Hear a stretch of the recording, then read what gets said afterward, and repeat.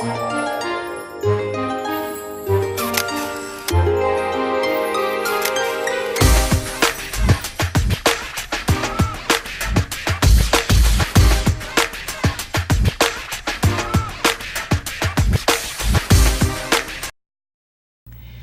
everyone, welcome to Off the Cuff, where the headlines come to life. Jonathan Edison, success strategist, motivational speaker, and CEO of I'm Rockin' These Socks Foundation.org, and can't wait to talk about that. Jonathan, welcome to Off the Cuff. Oh, thank you for having me. I know you guys are super busy, so I find it a pleasure to even be in this seat. Well, thank you for being here. Yes, Bob and Stan did come in today because you are very, very, very special. So we were talking a little bit off camera about your background, your experience, and wow, amazing stuff. Sort of a rags to riches kind of thing, and maybe that doesn't necessarily mean dollar signs, but it just means from where you were, from where you were to where you are right now, because of that positive mental state that you put yourself in, and that you're trying to put everybody else in as well. Absolutely. Growing up, it was not your ideal situation. So talk to me about that. I know when you were 5 years old, you lost your mom, and not to death, but to something else. So tell us about those early humble beginnings. Well, my life started out, it was kind of perfect, right? It was this utopic society. Me, my grandmother, my mother, and my dad living in a 2-family flat on the east side of Detroit. And these homes at that time, and there still are, they're huge homes. So, you know, I could run from the kitchen to the living room and play basketball, and I can do all this great stuff. In the house, you play basketball. Right? Okay. In the house. That's how big these homes are, humongous. The challenge was in the early 70s, as a matter of fact, you know, the proliferation of drugs and alcohol was, you know, taking over the African American community and other communities around the planet. Sure. And my mother, you know, fell victim to that, where heroin and alcohol became a part of her daily routine. And I'll never forget, one of my teachers recognized it, and she called my house and said, hey, you know, we got to do something about this. And they sent the Department of Health and Human Services to my home and did an investigation. They removed my mother from my house, and I watched them pack my mother's clothes in these large, black, hefty bags and just kind of toss them off the top porch. And, you know, she fought and she struggled with that. And then she had a boyfriend and, you know, some other things. And I talk about that in my book. But they removed her from the home. And then very recently after that, you know, my father, I would suppose, had a broken heart from that. And he fell in love with the woman next door. He was outside cutting the grass with his shirt off. That'll do it, huh? And that'll do it every time. And the sun was glistening on his body. Yeah, that's the best word I can use. And they moved to another part of the city, which we know as the part where Tiger Stadium, over in that area. And I was left there to be raised with who I consider the baddest woman to ever walk this planet, my grandmother, Chlorine M. Turner, who was an amazing, amazing human being. 5th grade education, but a PhD in life. In love. Love. Yeah. Love in life. And she just taught me, you know, so many things about life. You know, stand up straight and treat people with respect and have respect for yourself and do your best, and that you're number one and you can have more and you can do more if you work hard. And those are all the foundational things that I live by to this day. So even with all of those things happening to me, I found a way to live off what she taught me, which are my core values. And even at 14, when my grandmother passed away from breast cancer, I still tried to find a way. So I went to live with my father, and that didn't work out. His new stepwife didn't like me, and I didn't like her. And they said, wait a minute, stepwife? Yeah, she's not my mother. She's his wife. And I went to live with my aunt. I was homeless for a period of time in between that. And then I went to live homeless at 14. Yeah, because I told my father came home one day and says, it's either going to be you or it's going to be her. And it's not going to be her, so it's going to be you. Get yourself together. And I said, you know what? It's going to be me, and I'm out of here. And I said, I'm taking everything in here. He said, well, you don't own anything in that room. I said, well, I'm taking something in here. And I took my box spring and had nowhere to go for, probably about 6 or 7 days. And Cass Quarter, which is now being refurbished, is where I went, and I stayed in one of the weekly shelters that you can pay by the night, and I lived there for a week. And I ran into a lady who said, "Hey, you can't be living like this." And I was running out of cash because it was $12 a night, and I think I had maybe like $186. And I went to my aunt's house and said, "Hey, I don't have anywhere to go. I need to live here." She says, "But you can live here, but you're going to pay me $50 a month in rent. We don't have any bedrooms upstairs, so you're going to have to take that box spring and take it down in the basement and put it on these crates by the washer and dryer. But be careful, because every time the washer and dryer is ran, the water is going to flood. That's that smell, that's that stench you smell down here. Do you want it?" So at 14, I had to take it. So I got a job at Chili's Grill and Bar, making $5.51 an hour. Do you think having her do that and say, you know, you have to pay the $50 a month rather than just taking you in, do you think that made you stronger? Absolutely, because it was $50 a month and renting half the light bill. And you know, my last name is Edison, so I suppose that's why she made me pay half the light bill. I don't know, but you know, it was back to what my grandmother taught me. There are no free rides. There are no free lunches. You know, I'm not a Republican or anything like that, but when I go out and talk to folks who believe that they have not because of the system, it's like, no, you think it's about a free ride. You got to put some work in. You got to put some skin in the game. And when you do that, that's when you can say, hey, results don't lie. People do. And that's what I live by. I live by results. You know, the only thing that the master himself cursed in the Bible from pillar to post was the tree that did not produce. So if we kind of take on this adage that if I'm doing, then I can be a human being. But it takes doing to be being. Absolutely. So paying that $50 a month was me doing and being. I was paying for my space, no free lunches. And it's something I live by, you know, as, you know, 40-something-year-old person now. It is the same mantra. You have to do in order to be. After that experience and after doing, you graduated high school. I did. Barely, but you did graduate high school, and you went on to college, Wayne County Community College, and then Wayne State University. Yes. So really briefly, because I want to talk about all the wonderful things you're doing, but that journey, how did you find yourself from a 14-year-old sleeping in a basement, trying to finish school, working, making ends meet, and having shelter, and trying to finish high school, and eventually Wayne State University, my alma mater, which is not easy. No. So how did you manage that with all those challenges that you had? Well, I've always been smart. And probably your viewers, everyone here starts their life out as number one. You show up to the planet, you're released from the ether as a genius with unbelievable capacity. But sometimes when the waves of life start crashing down, you forget, which throws you into survival mode.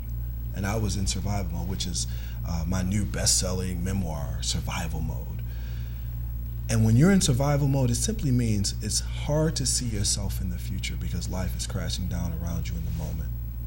And life is crashing down around me. I graduated high school with 1.6.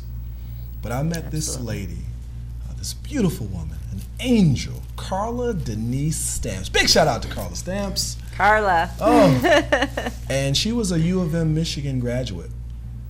And she told me, you're too smart to live here and live in this existence. I'm going to help you. I'm going to pay your first tuition bill at Wayne County Community College. And I had to take remedial classes. See, it's not where you end up, it's where you start. You start here. You start where you are, and you move from there. And I took community college remedial classes. They used to sit us in a little room like this, and people would walk by the glass and look in and laugh. And I would look back through the glass like, what you laughing at? We all in community college. We trying to figure it out. I'm going to get out of this room eventually. And I got out of that room. And she helped me get out of that room. And then she let me move in with her for a little while to get myself together, to get some balance. It just takes one person to change that course of your life. One person. You know, there's an old adage in the movie Gladiator, which I love that movie. If you haven't seen it in a while, take a look in the very beginning. Oh yeah, I've watched it quite a bit. Right? My husband's a fan. Right? The main character says, what you do in life echoes in eternity. So what she did for me then is now echoing in eternity. And she gave me what some philosophers call a 15-degree shift. And basically what that means is if you have a tanker, a huge tanker that's going in the wrong direction, with just a 15-degree shift, over time, they'll be going on the right course. And that's what she did for me. And I started getting some momentum. I started having what are called small successes. Now, outside looking in to the average person, me completing my first course at Wayne County Community College remedial class, it's not a big deal. For me, it was a big deal. Success. And it was like, I can click up again to the next rung. And I just kept clicking up, and I started getting excited about being successful because I knew that's who I was. So I graduated from that. I started my career in Detroit Public Schools as a bus attendant. I went from bus attendant. I was the guy on the bus. Sit down, shut up, and let's go, let's drive. And that was me. I moved from that to educational technician that made like $17 an hour. So I was like a high-paid teacher's aide. And then someone said, hey, if you get an associate's degree, if you get a bachelor's degree, you can become a classroom teacher. I said, what? They said, yeah, and the pay is $40,000 a year. I said, what? I went and did my Bachelor of Science, K through 8, all subjects at Wayne State University. Challenge was, my dear, that you had to pass the teacher certification test. Right. I failed that test 11 times. But don't feel bad, because on the 12th time, you I was nailed hot. it. Yeah, I got it on the 12th time. Then they said, if you get a master's degree in anything, you can get a $5,000 raise. I did my master's degree in 3 semesters. And then I started working on my specialist degree. I wanted to be the superintendent of Detroit Public Schools. That was the path and the track that I was on. Well, you were the youngest assistant principal in Detroit Public School history at 27 years old back in 2002, was it? That is correct. Amazing. That is correct. And so you had quite a career going in Detroit Public Schools. Because imagine graduating from that same district at 17 with the 1.6. And 1 decade later, they give you keys to a building. Right. Oh my goodness. That's exciting. Oh, it's a party now. Yep. Okay. And then several years later, or a year and a half later, I was terminated by a new superintendent who had some other ideas about what he wanted to do for the district. My question was, can I move downtown, which is where I'm eventually trying to end up? They said, no, we're going to give you a position to be a primary school gym teacher. I said, sir and ma'am, I'm about to start my PhD program in leadership and supervision. All you have is that? And they said, that's it. I said, well, that's not what I'm doing. I went outside, my phone rang, my dad called. He said, hey, you're at work? He was excited. We reconnected when I was 20. He bought me this really beautiful chair and I welded it into my office. He said, you're excited, man, you're at work? I said, no, Dad, I'm not at work. I don't work for Detroit Public Schools anymore. He says, wait a minute, what do you do? I said, are you sitting down? He says, I don't need to sit down. I said, sit down, because I need to tell you what I'm about to do. He says, what happened? I said, I got fired. What did you do? I didn't do anything. What are you going to do with your life? I said, Dad, I'm going to be a motivational speaker. And the phone dropped. And he got back on the phone and said, I can't say it on air. Da, da, da. All parents know what he probably said. Use our imagination. Use your okay. And take it to the limit. And I said, Dad, no, this is what I'm going to do. And he said, let me share something with you. Before you have a meal, a sandwich, you have $2,000 worth of bills, sir. How are you going to make this work? I said, Dad, I don't know. I'll make it work. And from that day to this day, that's what I've been doing, motivational speaking. And you have done it in front of Fortune 500 companies, in front of over thousands of audiences, millions of people that you've touched. And yes, I have watched some of your excerpts, and they are very energetic, very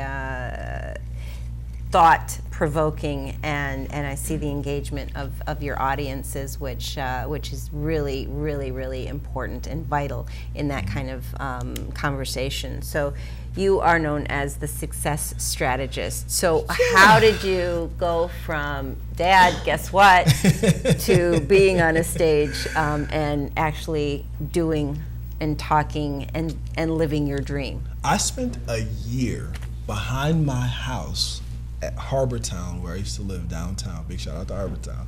Harbortown. Yeah, and I say that because I got 7 months behind on my rent, and they knew me, and they didn't put me out. They knew what I was trying to do, and I promised them that I would pay, and I eventually was able to pay. But I started out behind my house speaking to the wind, getting into my subconscious and my imagination that these ships going by on the Detroit River, the people running on the trail, this is my audience. And what I was attempting to do was put myself so far out there that I would catch up with myself. Here's something Jay-Z, the philosopher, said. I'm so far ahead of myself, I'm about to start another life. Look behind you, I'm about to pass you twice. So I had lived a life as an educator, and now I was trying to live this life that I had seen other people live and try to catch up with that life. And it started with getting it into my imagination. I would go down to Wayne State University to an empty room, a lecture hall, and just do 2 hours, 3 hours, just talking. People would come in and sit and listen. So it started there, me giving free speeches, giving graduation speeches, which I still love doing. Then I wrote my first book called So You're Graduating Now What?, which kind of took off a little bit, sold a few thousand copies. And I just started You say that so nonchalantly. Sold a few thousand copies.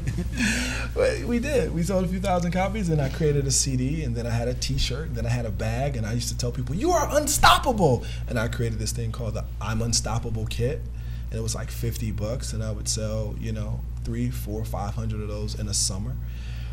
So I was able to pay my rent and pay my car note and do that stuff.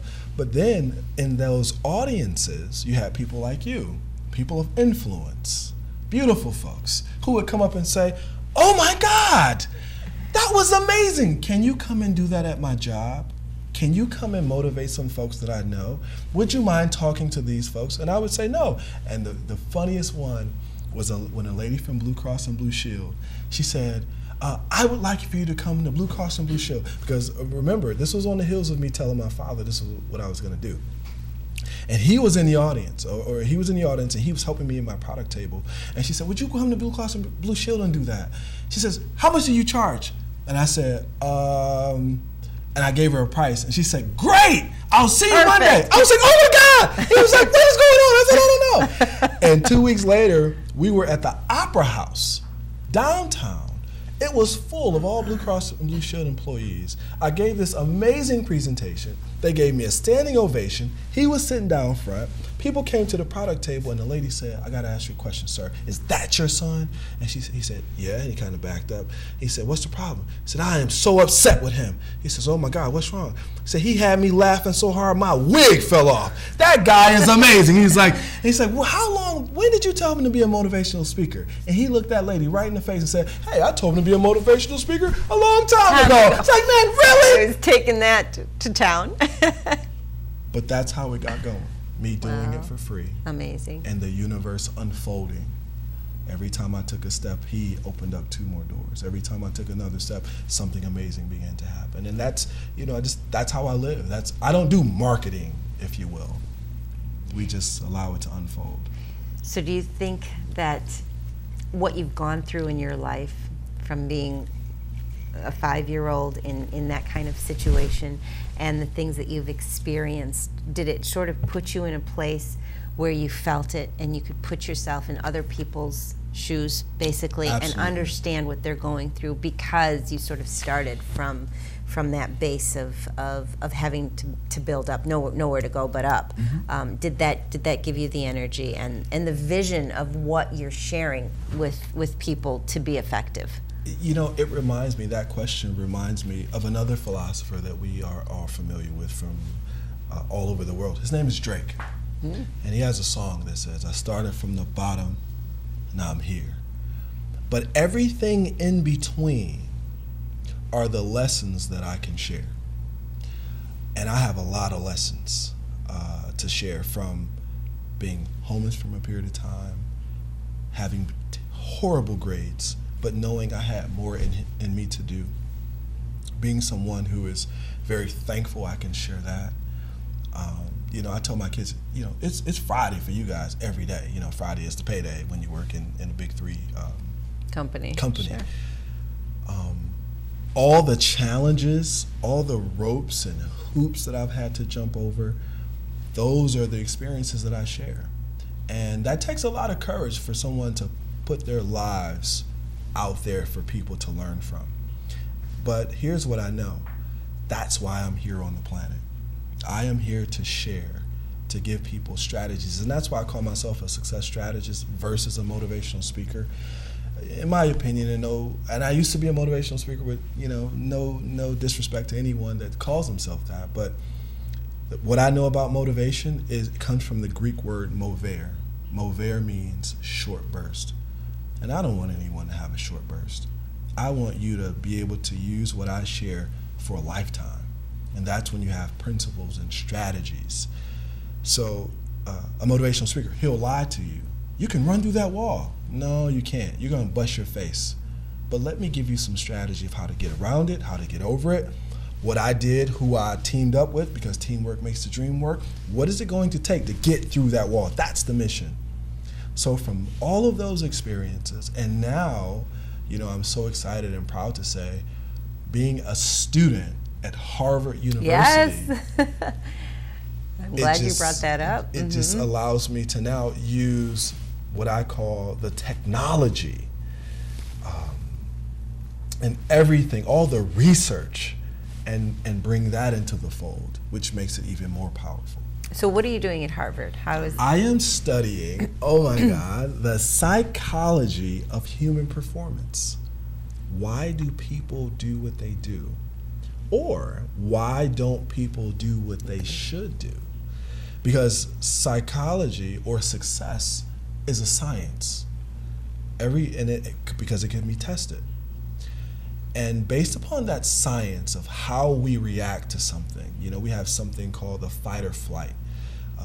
We have all of these things going around in our head. Some of us just look at the beauty on the outside, but behind that is a system. And there's a system that the system created to take care of the system. So the master system designer created the system to take care of this system. Real quick, you have something called an amygdala, which is a part of your brain. It's always scanning for danger. It's always scanning for your well-being, but really not for your well-being. It's really scanning to take care of the system. So when you have this epiphany, when you get out of your car in whatever type of neighborhood and you say, oh, I feel something, it's not really you feeling anything. It's the system sending you an alert. Hey, danger may be here. Get back in the car. But most people think they're really spooky and really super spiritual. No, it's just a system giving you a warning. But all of those things I'm learning at Harvard, I now apply into my work. Because I consider what I do, work that gives people strategy. That's why some of the largest companies out here are bringing me in to teach those people how to increase human performance. Because 99% of us are human, and if you put humans in front of me, I'm okay, because I got the research to back it up. So if you're in front of a whole bunch of individuals who are, let's say, successful within their realm as it is, what would be your message for maybe kids in their 20s, 30s, trying to figure out what to do with all the challenges that they have and all the distractions in regards to maybe drugs, in regards to not wanting to focus on their careers, not wanting to focus on their lives, being pulled in different directions, just being in the wrong environment. What would be your message, and what tools could you suggest for that population? Okay. So it really wouldn't matter the population. I think all of us should use this tool to make the leap in performance, human performance. And the first thing that I suggest for anyone who is looking to do something different is to assess themselves, a self-assessment, because here's what we know. The body, the heart, it doesn't lie. It will not lie. So the first assessment, if you're watching this and you're taking notes, is I want you to rate yourself 0 to 10 as it relates to your success right now in this moment. 0 is you absolutely suck. You're terrible. That's 0. Bottom line. Bottom line. Let's just go there. That's the baseline. 10 is when you do what you do, music comes on. You start moving in slow motion. You're just like this. You're the second coming. And then once you get that rating, let's say I give myself a 6 and I circle it, and you are conscious, I'm a 6. How we increase human performance is we ask the tough question. What will it require? Here we go.